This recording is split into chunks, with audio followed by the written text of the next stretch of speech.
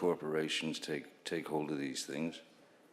And from my point of view, as I wouldn't call myself an artist, but as someone who does take part in the creation of and the collaboration of making cinema, how much more formula do we need from the likes of studios? How much more condescension as an audience do we need with regard to, okay, folks, we're now going to hit you with the whole plot of the story every 20 minutes. I've said this for a long time. I think that Hollywood has grotesquely underestimated the audience. I think that I think the audiences, they will watch what they're given. They have choices, and they will watch what they're given, what there is to watch. I think the coronavirus and the pandemic, sending everyone into their houses, obviously had grave effects on many, many people health-wise, but small businesses or theaters and this and that. What it also did was it put people in their houses with their families for long, long periods of time with television that they could watch virtually any movie they wanted. And the majority of the world went, you know, this ain't bad. This ain't bad. We can sit and watch this thing at home. We can cook up some popcorn. We could do this. We could do whatever. As opposed to the idea of a guy who makes, you know, $700 a week, and he wants to take his wife and kids out to dinner and a movie on the weekend. That's a $200 deal with parking and the whole business or whatever. It's a big deal. So I think that the Hollywood movie machine has a few design flaws that they're just realizing. I'm glad I saw them coming, personally. Thank you. Sí, tenemos. Yes, we have another question.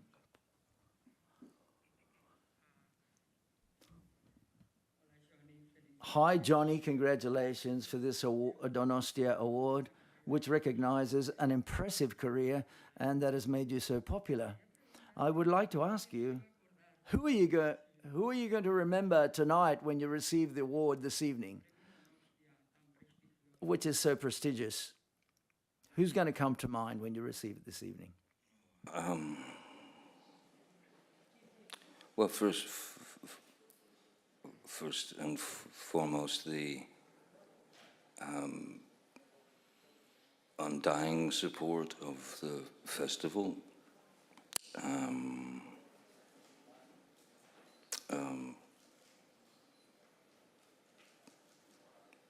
Everyone involved, Jose Luis, I mean, all the way to the town, to the mayor, for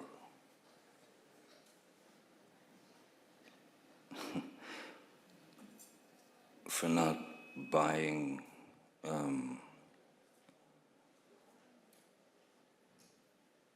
for not buying what has been for far too long a product of a portion of some notion of me that doesn't exist, and I was understanding if I thought it best that my presence here would offend people. That of course worried me, because I don't want to offend anyone. I haven't done anything. I just make movies.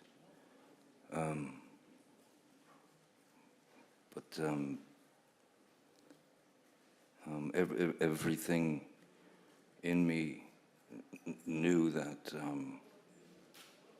after having attended this festival, San Sebastian, for over the many years, 3-4 times, it's a place that I've always loved and respected for,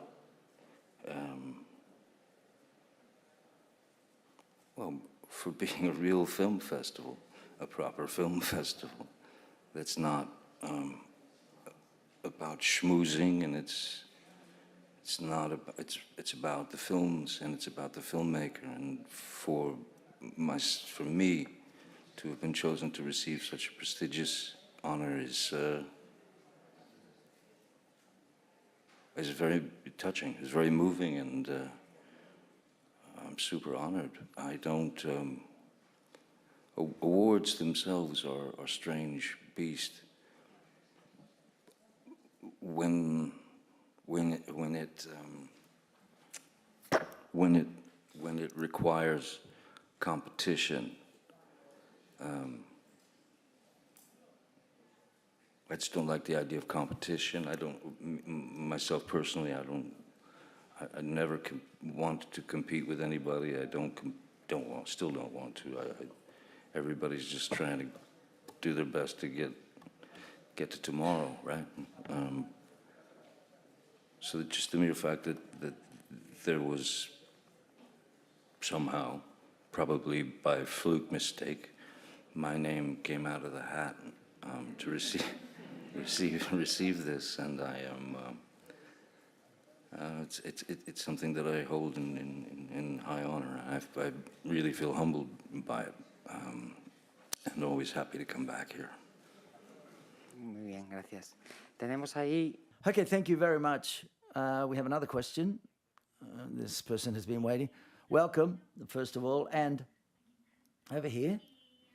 Congratulations for the award. My question has to do with the characters that you portrayed throughout your career.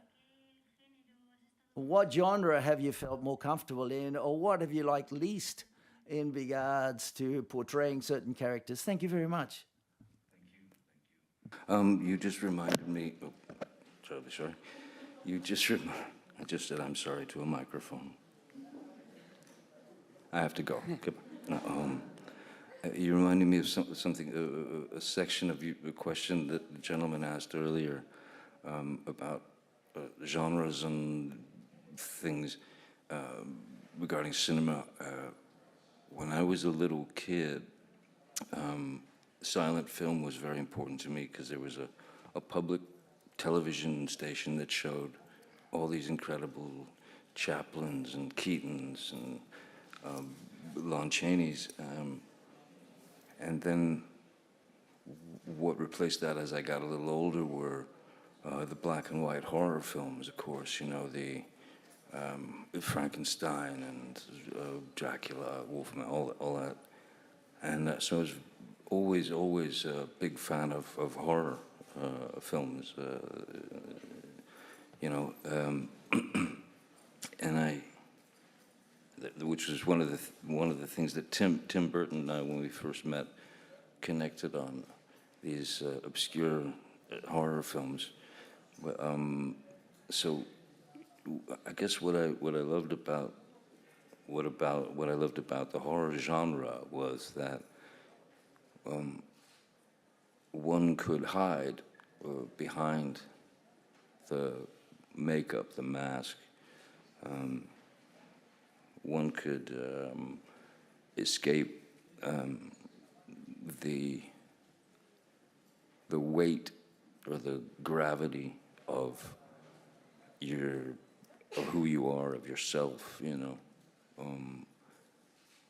it helps to put you in wearing prosthetic makeup or changing the way you look, it helps to take me further away from the novelty of my name, you know. It becomes this kind of circular, just continuous. You again.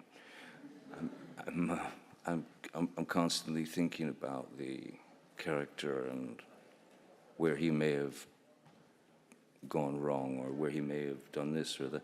So, yeah, I feel far more comfortable hiding behind prosthetics or hiding behind a character than actually having to be myself. It's weird. When you get more comfortable in front of a camera as a character than you are on a train, something's gone wrong somewhere. Thank you. Bueno, tenemos, lo siento, lo lamento. Sorry, but Mr. Depp has to leave because he's got to get ready for receiving the award this evening. Sorry for the people that didn't ask all the questions, but the truth is we've got a limited amount of time. I just want to thank you very much, Mr. Depp, for being here in San Sebastian, and best of luck this evening. Best of luck this evening receiving the of luck this evening. You're very kind. Thank you. I'm very honored. Yes.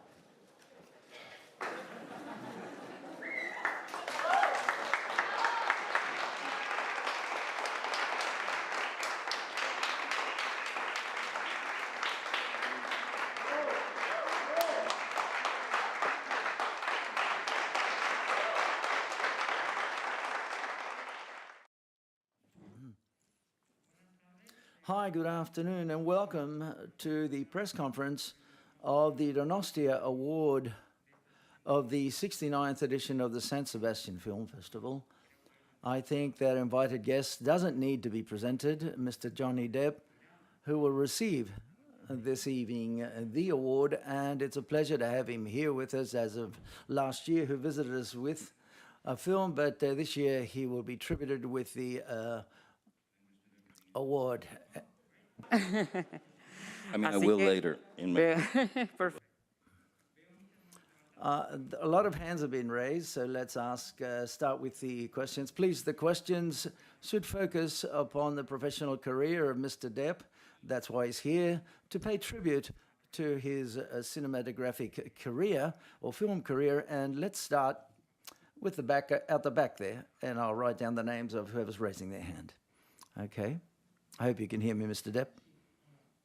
Hi. Congratulations for the award, first of all. And I would like to ask a couple of questions. The first is about when you started out, your first film was Nightmare on Elm Street, and then you've continued associated to the fantasy and horror films, and I'd like to ask you about that preference for horror films, or you have a special preference for horror films. And secondly, it's just mere curiosity, your portrayal in the film Tusk by Kevin Smith as a character who was quite real of Killer Le Poing. I'd like to know whether you could talk about you appearing in that film. Thank you very much. Oh, okay, he's asking you, if you had the headphones on earlier on, you would have got all that. I'm trying to remember what he said. He was asking you, Mr. Depp, can you hear me? Can you hear me, Mr. Depp? Can you hear me? Can you hear me, Mr. Depp? Can you hear me? Can you hear me? Okay. Can you, Mr. Depp? No. Either. Leslie, go ahead. Mr. Depp, 1, 2. Moment.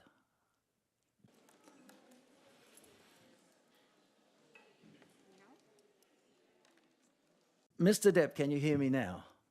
Oh, good. He's going to repeat the question if that's, he'll be so kind, if that's okay. He's going to repeat the question. Okay. Didn't. I got you now. Vale, First of all, I was just saying, congratulate you for the award and thank you very much for all of your performances in your career. 2 questions. The first of these is, given your first film was Nightmare on Elm Street, a very real, it's a saga which is of a terror and fantasy genre, and then you've worked a lot in that genre as well. I would like to know whether you have a special, you like horror roles or these types of genre films in horror, apart from the things that you've obviously performed other roles. But second question has to do with your appearance in a film, Tusk, by Kevin Smith, as Guy Lapointe, which I think is quite curious. And could you talk about that as well? Thank you very much once again. Was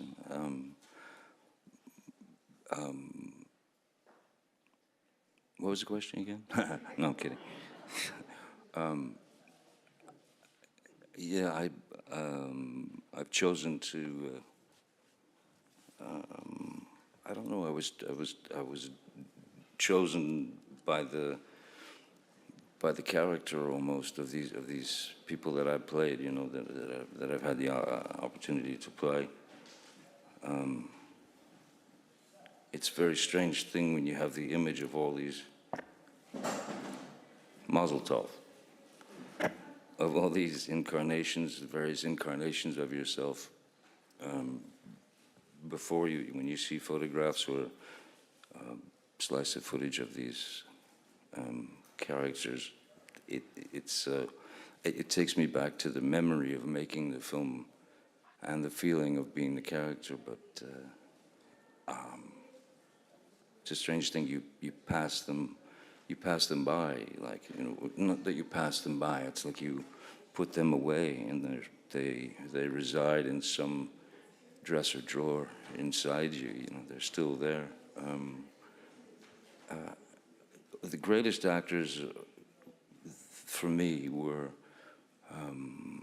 in my early years. I got lucky and started. I started watching silent films on television, and I really loved that in those films, whether it was a personality character like a Buster Keaton or the Tramp, Charlie Chaplin or whatever, what they were capable, or Lon Chaney Sr., who was the greatest character actor of all time, he made the effort to change himself to represent other people that he'd observed, you know. So each character kind of becomes it's almost like a recipe for some sort of dish. The character that I played in Tusk with Kevin Smith, as soon as he said he's a French-Canadian private investigator, I suddenly knew how far the character would be able to go, where you're riding the line of too much or just enough or interesting or something or ridiculous. I don't know. As an actor, I think that the first rule is that you must be willing to go ahead and just stand sort of naked and be willing to fall flat on your face by the various choices, or choices you made, or choices that you didn't make, for example. Thank you. Muchas gracias. Sí. Thank you very much. We have another question. Hi, good afternoon. Congratulations, Johnny. More than deserved this award you're going to receive. The question is about whether you see that artists like you are a bit unprotected in this time of cancellations, for example. Judgments are carried out via the social media, and this has directly affected a lot of artists without really knowing the truth of the facts, because people believe that they are legitimized by to talk about the private life of an artist because they believe they know them on the social media. You as an actor and as a person with an enormous dimension in career, how do you see this situation?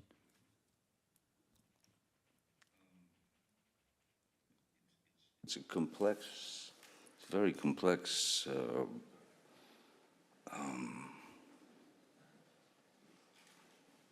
it's a very complex situation, because it can be seen as an event in history that lasted for however long it lasted for. This cancel culture, or this instant rush to judgment based on essentially what amounts to polluted air that's exhaled.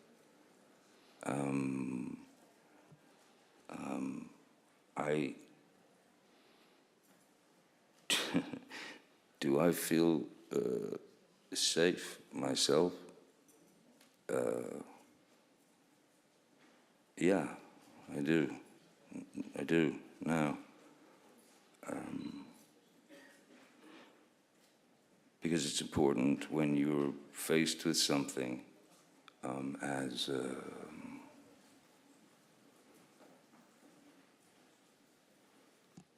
mind-bogglingly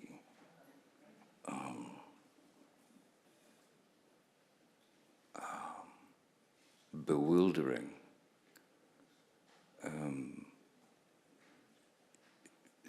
That sort of thing hits you from many, many angles.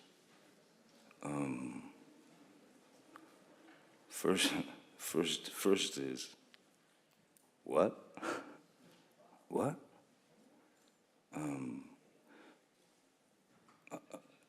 So, because maybe, quite a while back now, prior to the various movements that came out,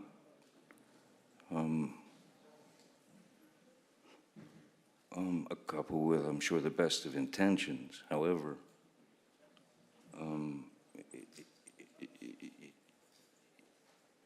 it's so far out of hand now that I can promise you that no one is safe. Not one of you. Not one of you. Not anyone out that door. No one is safe as long as someone is willing to say,